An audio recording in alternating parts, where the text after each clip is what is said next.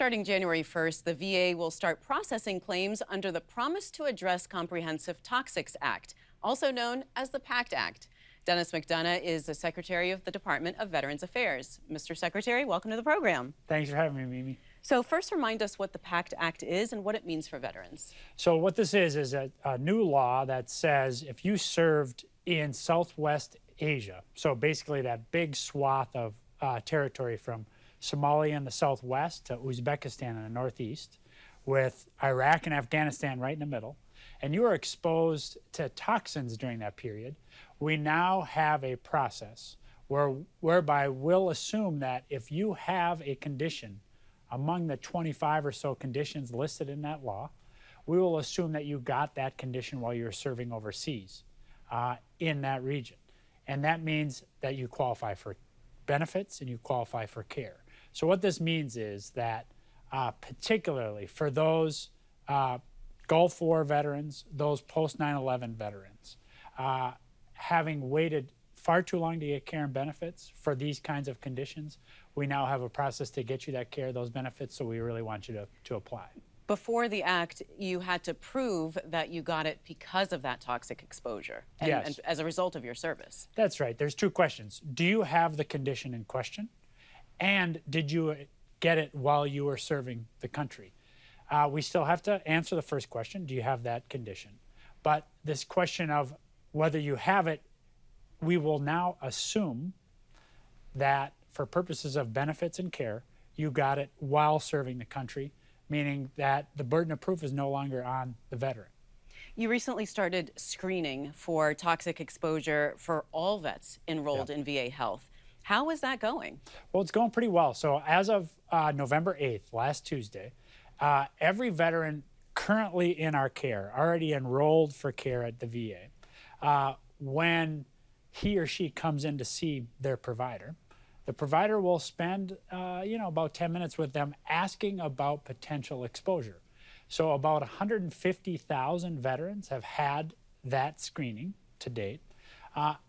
Interestingly, about 40% of them say they're worried about a particular exposure. Now, that's important for two reasons. One, that allows us to take the next step and look more deeply at what they might have been exposed to.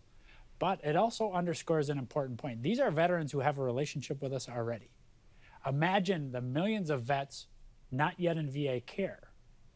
If 40% of them feel similarly, that they've been exposed, we have an opportunity with this new law to get them care and benefits that they and their families deserve. What's the process for filing a claim, and have you been able to streamline that process? It's a great question. So we've had, again, about 145,000 claims filed since the president signed this bill into law on August 10th.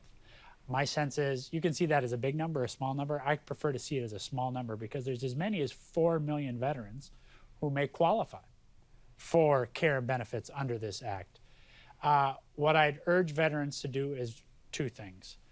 One, call us at 1-800-MY-VA-411 or visit us at www.va.gov/PACT.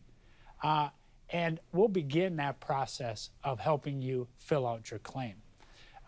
It's a pretty straightforward process. We're just doing now some market surveys of those 150,000 or so who have filed a claim. As many as 60% of them are answering the question, was it easy to file your claim? They're answering that a yes. I think that's a good sign. We'll see if those numbers hold.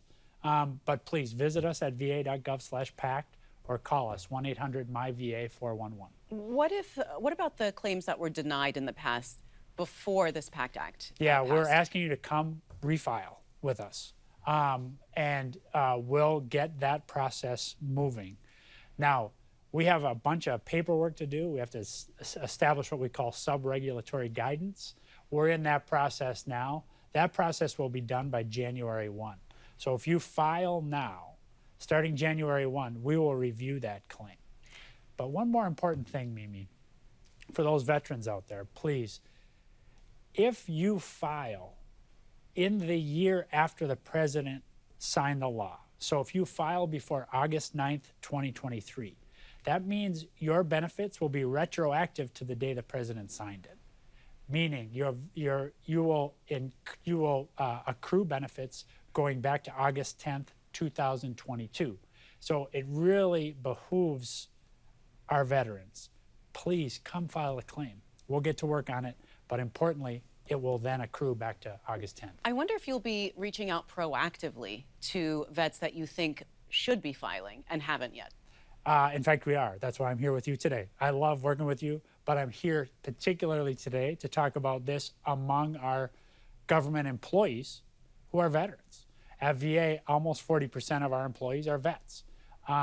We're talking to every federal government agency about getting with their workforces. We've already done it at DHS. We'll be doing it with several others over these coming weeks. We're also, you'll be seeing pretty aggressive work with social media. I'm sure you're seeing reporting in traditional media. And as we approach December, because January is so important for us, that's when we get to start reviewing the claims. We'll be talking across the country in every state with a week of action where we're going to be working with local veterans, with local stakeholders to make sure that vets know what's available to them and urge them to come in and file a claim. Lastly, we're also talking to families. You know what happens a lot of times is it's the families who urge vets to go in and file for their claims. So we're talking to husbands, wives, sons, daughters to make sure vets know what's available to them.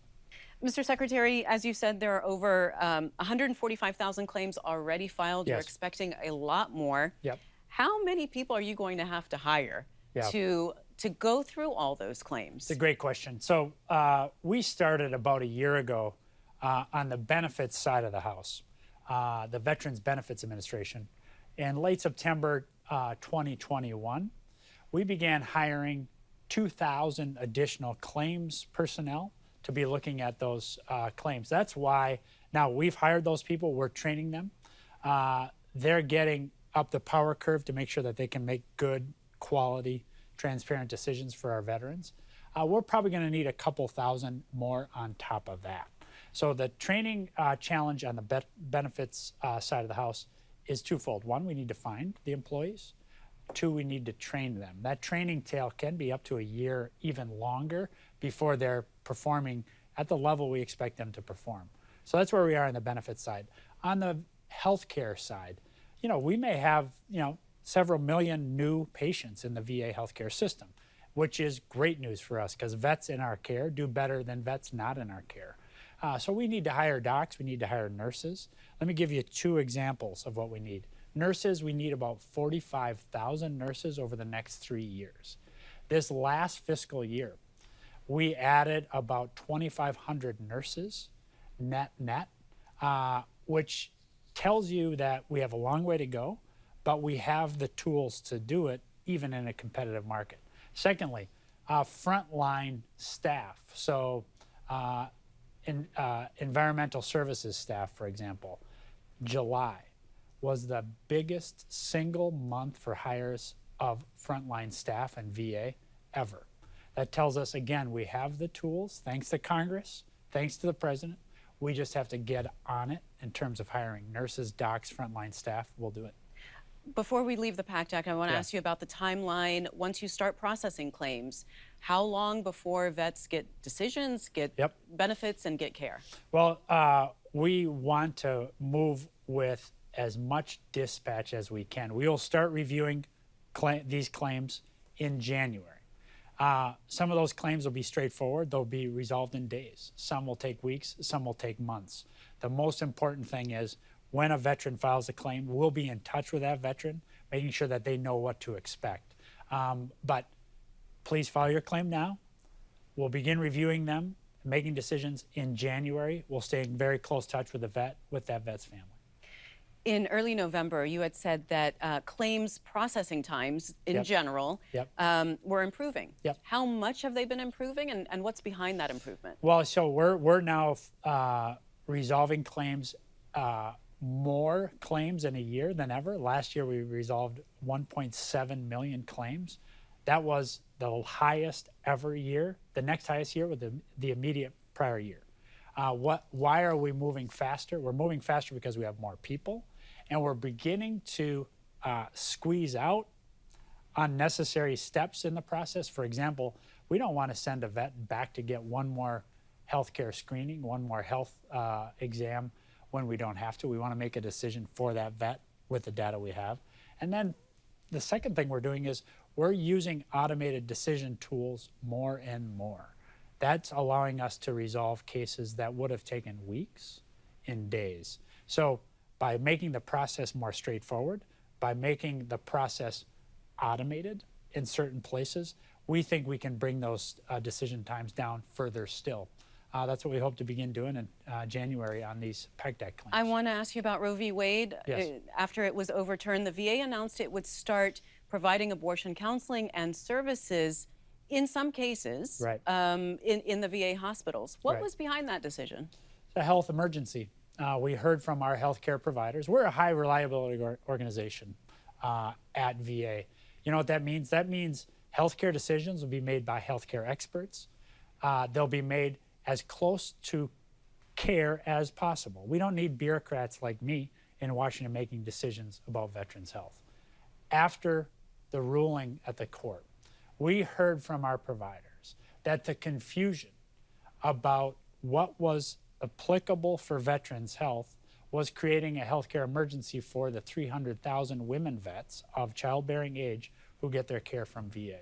So we made the decision based on the needs of our providers, but most importantly, the needs of those 300,000 women vets to provide abortion counseling and abortion services in a couple of narrow areas. One, cases of rape and incest. Two, in cases where the pregnancy threatened the life or the health of that pregnant veteran. So we're using that authority now. We're obviously responding to public comment on that, consistent with the rulemaking process, and we'll continue to unfold this very transparently. And any thought given to expanding those services beyond those emergencies that you outlined? At the moment, we're providing service consistent with the interim final rule we filed. We also have an obligation pursuant to the Administrative Procedures Act to respond to the tens of thousands of comments that we've gotten. We'll respond to those, make the changes we need to, and then see how this unfolds. Importantly, we believe that we've begun to address the healthcare emergency that our providers and many veterans pointed out. We'll stay on top of this. Secretary McDonough, always great to see you. Thank you so much. Great to see you, Mimi. Thanks for having me. Thanks for watching. If you enjoyed the video, give it a thumbs up and subscribe to our channel so you don't miss out on any future Government Matters interviews.